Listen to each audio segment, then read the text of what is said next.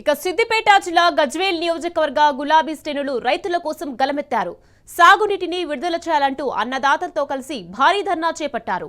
గజ్వేల్ మండలం Kodakandla Kondapochamma reservoir distribution canal వద్ద పెద్ద ఎత్తున నిరసనకు దిగారు. రేవంత్ సర్కార్ వ్యతిరేక నినాదాలతో హోరెత్తించారు. కాంగ్రెస్ డౌన్ డౌన్ నినాదాలు మిన్నంటాయి. కాళేశ్వరం నుంచి రంగనాయక్ సాగర్, మల్లన్న సాగర్, కొండపోచమ్మ సాగర్లోకి నీళ్లు విడుదల చేయాలని బీఆర్ఎస్ నేతలు డిమాండ్ చేశారు.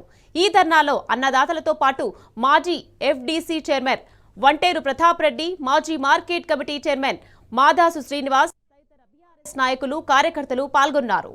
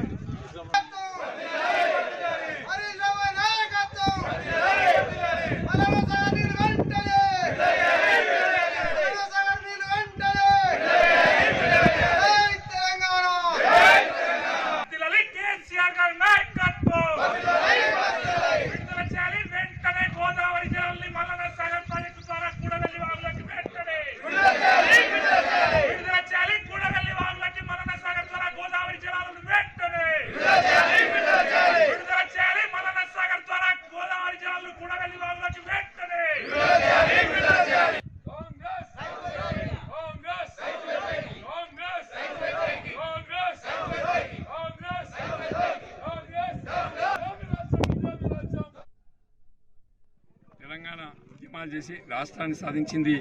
తెలంగాణ రైతాంగానికి గోదావరి జలాలు పంపిణీ చేయాలని కాళేశ్వరాన్ని నిర్మాణం చేసి పెద్ద ఎత్తున సిద్దిపేట జిల్లా, కరీంనగర్ జిల్లా, వరంగల్ జిల్లా, ఖమ్మం జిల్లా, ఇటు నిజామాబాద్ జిల్లా, అటు మన మెదక్ జిల్లా, ఇక్కడ పక్కనే ఉన్నటువంటి హైదరాబాద్కి సాగునీరు, తాగునీరు, ఇండస్ట్రియల్కి ఇవ్వాలన్నటువంటి తలంపుతోని పెద్ద ఎత్తున 90,000 కోట్లు ఖర్చు పెట్టి కాళేశ్వరం ప్రాజెక్టు నిర్మాణం చేస్తే రేవంత్ రెడ్డి గారు కేసీఆర్ గారిని బదనాం చేసే ప్రయత్నం చేస్తూ ఉన్నారు.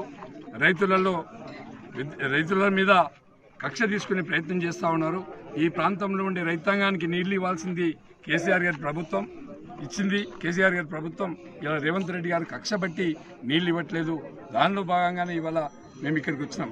మరి ఈ ప్రభుత్వం వచ్చినాక ఎవరికి నీళ్ళు ఇవ్వట్లేదు, రైతుల్ని మోసం చేసే ప్రయత్నం చేస్తూ ఉంది.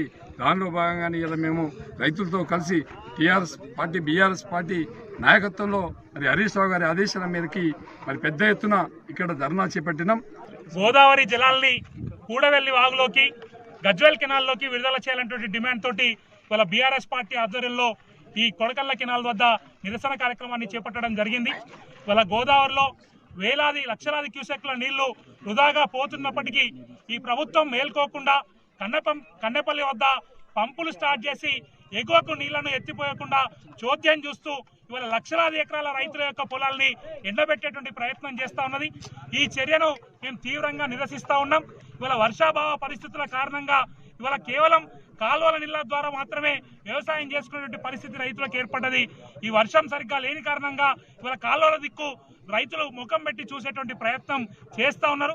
కాబట్టి ప్రభుత్వం వెంటనే మేల్కొని ఈ 4-5 రోజుల్లో నీళ్లను విడుదల చేయకుంటే ఇవాళ పెద్ద ఎత్తున రైతులు నష్టపోయేటువంటి ప్రమాదం ఉన్నది.